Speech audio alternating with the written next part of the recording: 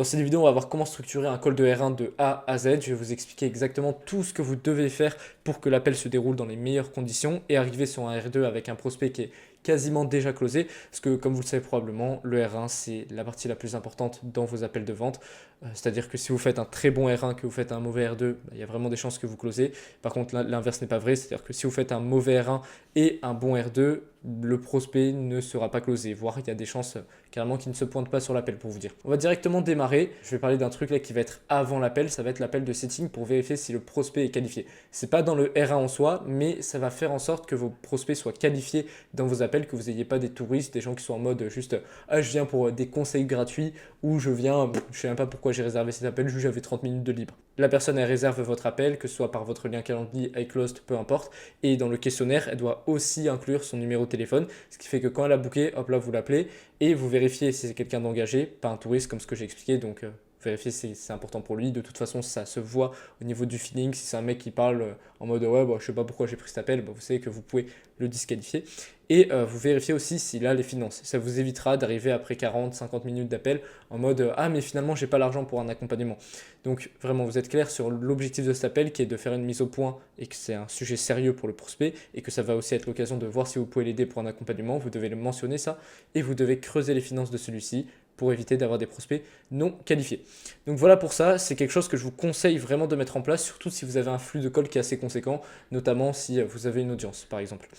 Ok, on va directement passer à l'intérieur du call. C'est-à-dire que là, la personne arrive, concrètement, la première chose à faire, c'est la phase de connexion, icebreaker, très simple. Le but, ça va être d'introduire le call, 2 minutes, 2 à 3 minutes, il n'y a pas besoin de plus en soi. À la limite, les objections, les petits problèmes que vous pouvez avoir à ce moment-là de l'appel, c'est juste que le prospect n'est pas attentif, il est en train de faire autre chose. Et donc à ce moment-là, ce que vous devez faire, c'est recadrer. Par exemple, si le prospect, il y a du bruit autour de lui, qu'il est en ville et qu'il est en train de marcher, bah, vous devez vous assurer qu'il va pouvoir être dans des bonnes conditions pour l'appel et vous le laissez 5 minutes le temps qu'il aille dans un endroit calme. Et s'il ne va pas pouvoir être dans un endroit calme, vous pouvez reprogrammer l'appel et vous assurer que dans le prochain call, il sera effectivement bien présent dans un endroit calme. C'est très très important.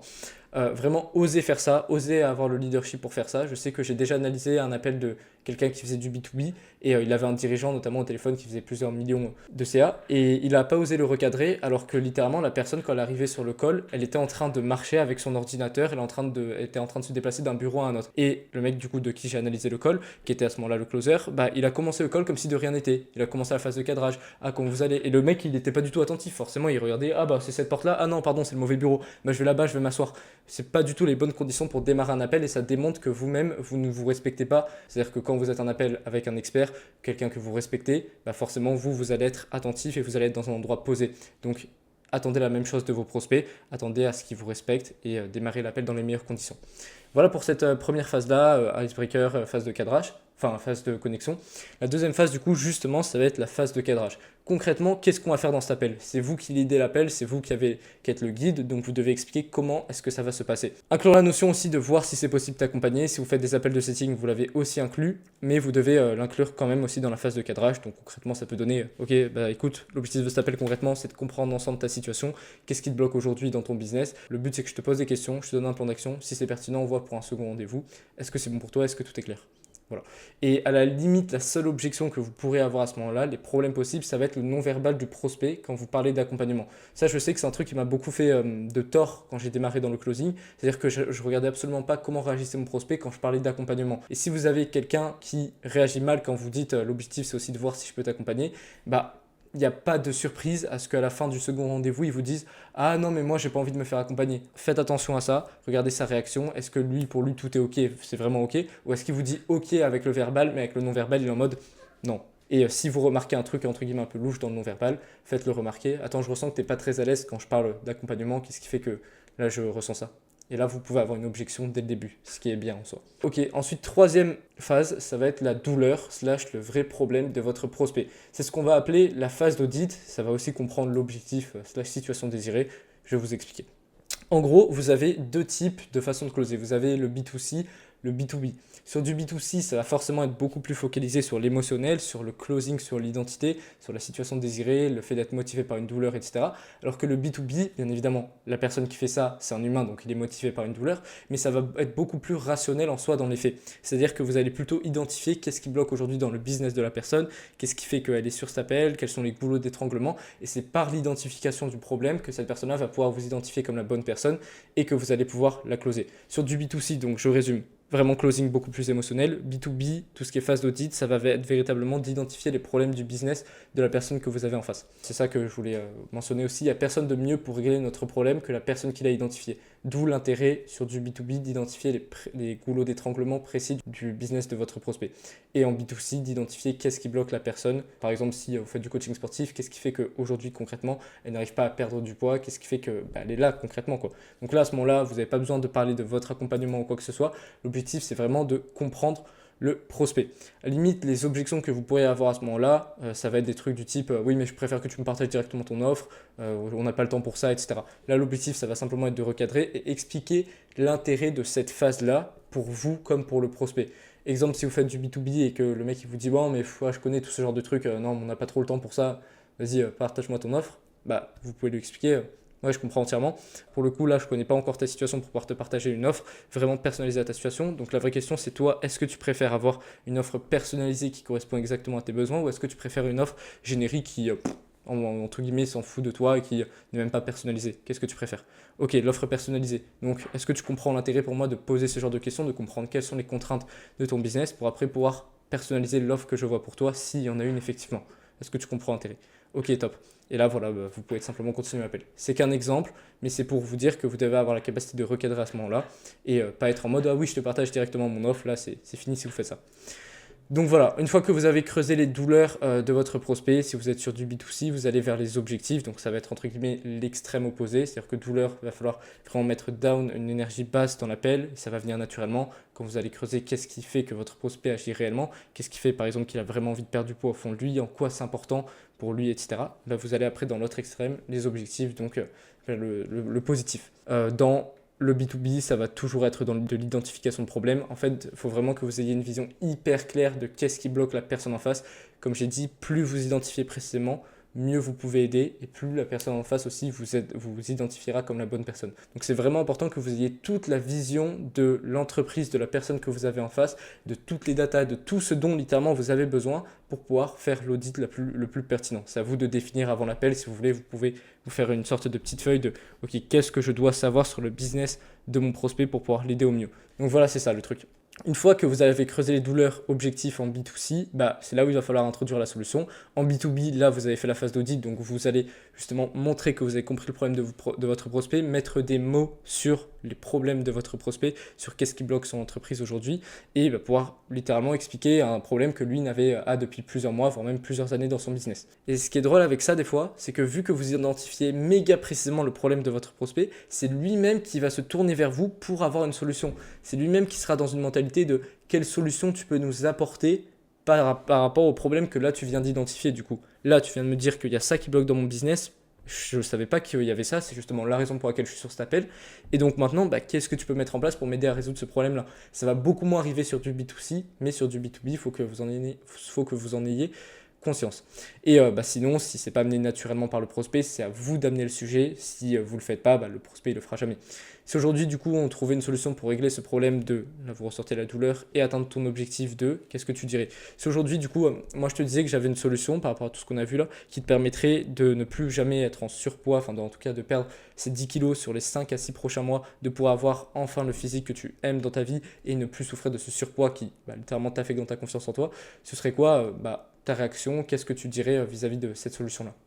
Donc là, déjà, vous introduisez cette idée-là. Ensuite, le but, ça va être de creuser en détail les finances de votre prospect. Alors, soit vous pouvez d'abord creuser en détail les finances après introduire la solution, soit vous pouvez d'abord faire solution et creuser en détail les finances.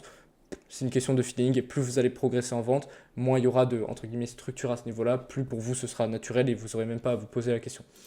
Donc le but là, ça va être de connaître les finances du prospect pour avoir une vision claire et mettre en rapport avec ton offre. Vous ne pouvez pas, encore une fois, le but c'est de comprendre en détail le prospect pour pouvoir l'aider au mieux. Plus vous comprenez, plus vous pouvez aider. Donc notamment, ça passe par les finances. Plus vous comprenez la situation financière logistique du prospect, plus vous allez pouvoir l'aider là-dessus, le rediriger vers l'offre la plus pertinente, etc.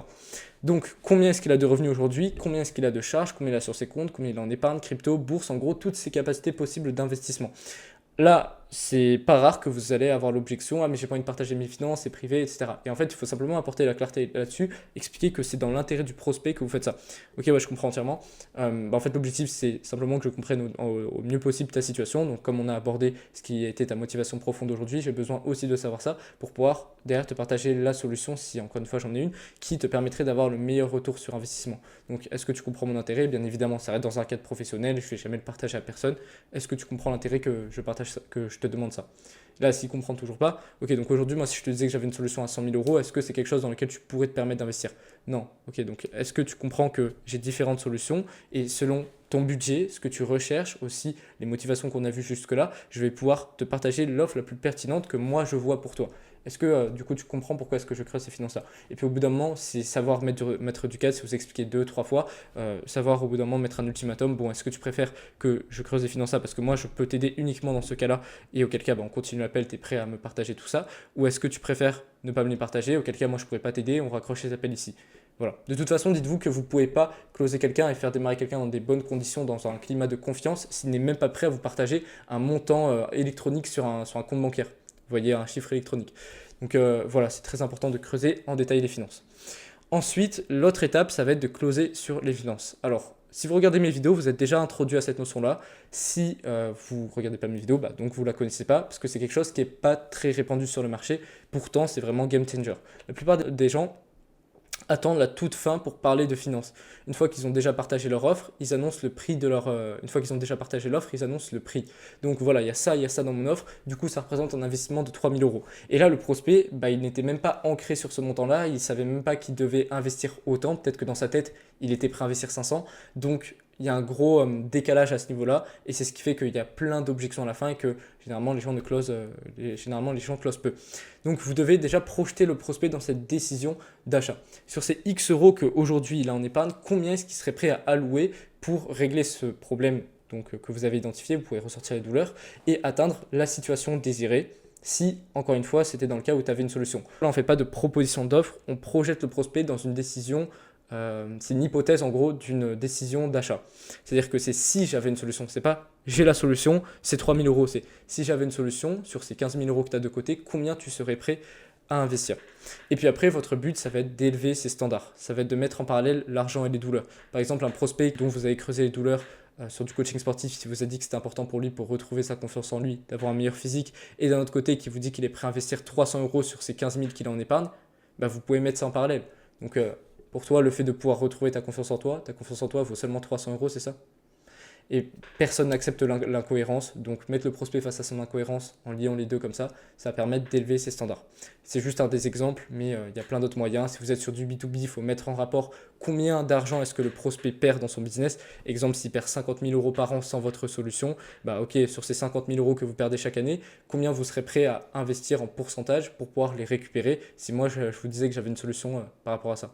Ok, donc vous serez prêt à investir 10%, soit 5 000 euros. En fait, l'idée, c'est de lier un truc qui est émotionnellement fort ou qui a plus de valeur à l'argent que la personne va devoir débourser pour votre service ou votre accompagnement. Investir 1 000 euros pour du coaching sportif, personne ne veut. Par contre, 1 000 euros pour retrouver sa confiance en soi et toutes les douleurs d'un prospect, bien sûr qu'il est prêt à le faire. Investir 5 000 euros pour un accompagnement sur la vente, il y a peu de personnes qui sont prêtes à le faire. Par contre, 5 000 euros pour récupérer 50 000 euros à l'année sur un business, là, c'est beaucoup plus intéressant. Donc voilà, mettez ce parallèle-là, c'est ce qui va vous permettre de closer beaucoup plus cher. Et c'est ce qui fait que y a des personnes qui arrivent à notamment closer sur du coaching sportif ou des niches qui peuvent paraître un peu bizarres à 5-10 000 euros. Une fois que vous avez fait ça, vous aurez généralement déjà bien monté les standards de votre prospect, mais si c'est toujours pas suffisant, qu'il n'est toujours pas ancré à un niveau suffisant, là vous pouvez faire ça.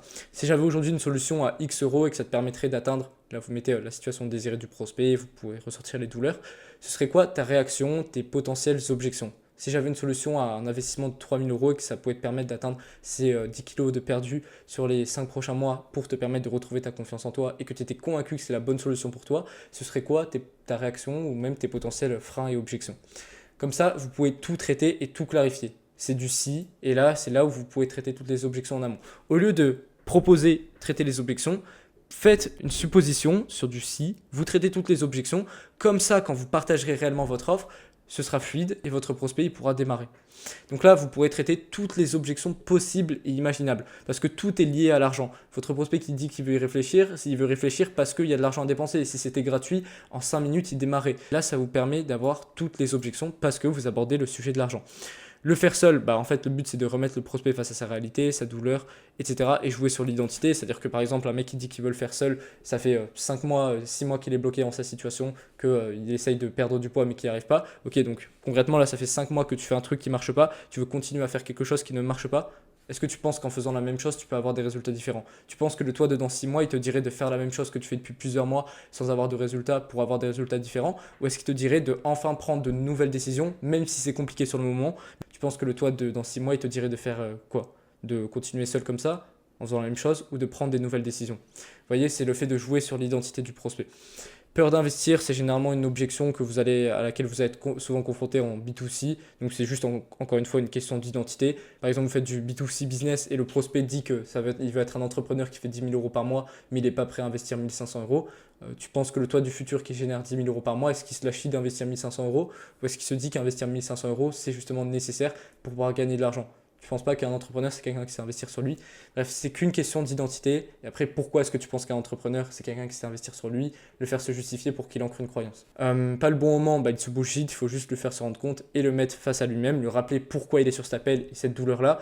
C'est-à-dire qu'il vous dit pas le bon moment. Ok, donc ça pour toi, ta confiance en toi, le fait d'avoir un physique qui t'affecte au quotidien, le fait d'avoir le regard de ta femme qui pèse sur toi, c'est quelque chose qui peut attendre encore 3 mois, ça? Et là, ah non, t'as raison, c'est sûr que c'est important, etc.